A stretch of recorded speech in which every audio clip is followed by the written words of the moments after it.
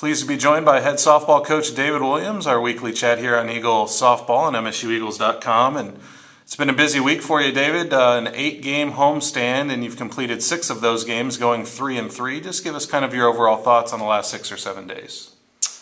Just great to be back on the field first and foremost. You know, we had some weather issues and had to cancel some games. And obviously, when you take time off, you really start to itch and want to get back on the field. So just to get back on the field and get back in the swing of things was great.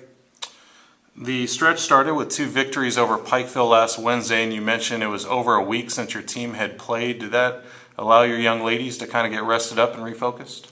Yeah, I think the biggest thing was we did get a little rest. You know, we were on spring break last week, so playing Pikeville midweek was a good thing to kind of knock off some rust, get back out on the field, get ready for conference opener this past weekend, and really just enjoy some sunshine and warm weather. Your team opened conference play against SIU Edwardsville, a very good club. I think they won the tournament last year, if I'm not mistaken, and obviously they had a great pitching performance in Game 1, but I know on the bright side you're very pleased with how competitive your squad was, just staying within a run of the Cougars. Yeah, SIU is a really solid team all the way around. Probably the best two-way player in the conference in Haley Chambers, outstanding pitcher, also a great hitter as well. Their offensive lineup as a whole, very balanced, very strong. And Kinsey threw a great game against them, held them 1-0. Unfortunately, when you hold a team to 1 run, you think you have a chance to win, and their pitcher just stepped up that day and played a great game. But I can't ask our players to do a better job against a really strong SIUE team. When you hold a team like that to 1 run, you've got a chance, and I was really proud of the defensive and pitching performance that game. 2 come-from-behind victories, 1 each way on Monday against Eastern Illinois. Your team rallied for a 4-3 win in Game 1, dropped an 8-2 decision in Game number 2. Just talk about the twin bill with the Panthers and maybe what you saw that you liked. I thought our approach at the plate was really good yesterday, both games. I know we came up short in Game 2, but we did an excellent job. We didn't really chase. I think we struck out a total of 4 times in the 2 games against EIU, and we drew 8 walks in the 2 games against EIU. So we were really patient at the plate. We put the ball in play. Unfortunately, we hit the ball right at people a lot of times. And we just couldn't push enough runs across when we had runners in scoring position. But our approach at the plate was really solid, much better than what we had the day before against SIUE. Like I said, we made good contact. We didn't chase. We drew some walks. So anytime we can do that and be disciplined at the plate, we'll have a chance. Kinsey threw a great game in Game 1. Really did an outstanding job. I think she scattered 5 hits and allowed the 3 runs, but I think only 1 of them was earned. So she really did a great job. Another solid pitching performance on her part. And then Tana Cipher actually threw a great game in Game 2. She was really rolling through 5 2/3.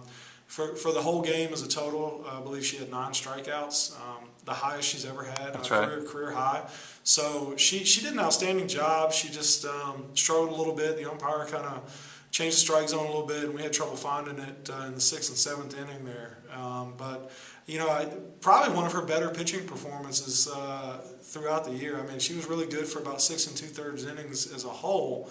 It was about, 1/3 of an inning there that really got her. But she did a great job as well. So we're starting to get some really solid pitching out of our pitchers.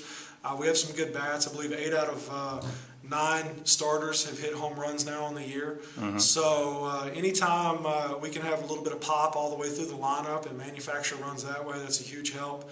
Our leadoff yesterday, Kayla McGuffey, was 5 for 7 on the day and did a great job getting on base and giving us a chance to get some runs. So really, really good job all the way around. Started to steal some bases. I believe Kayla had 4 for the week last week.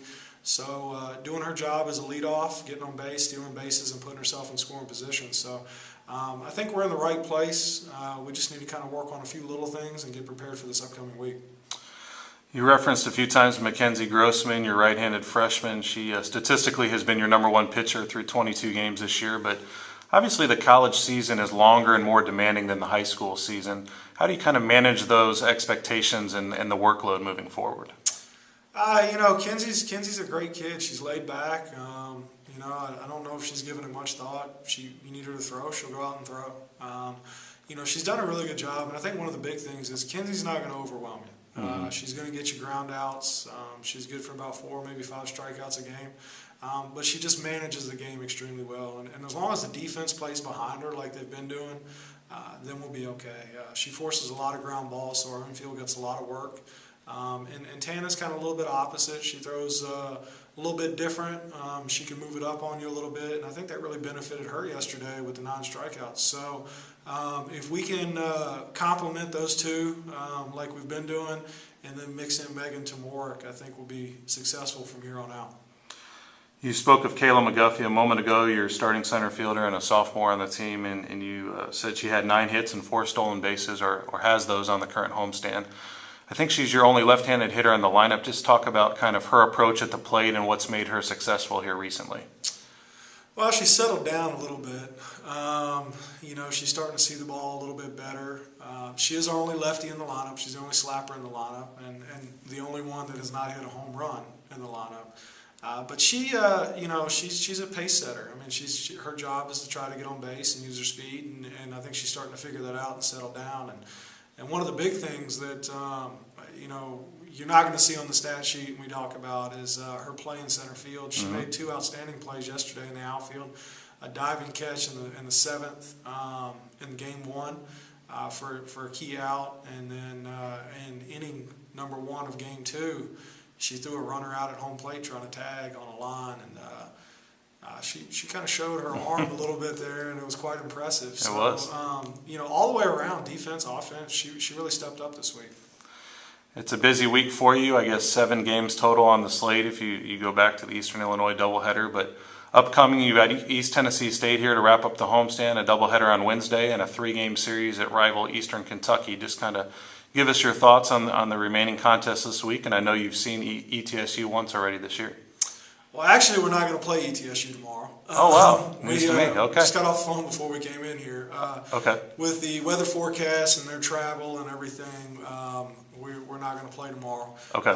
So at this point, we will play EKU this weekend. EKU is a solid team. I think they were 2nd or 3rd in the conference last year. They have a really outstanding pitcher in Pitzenbarger.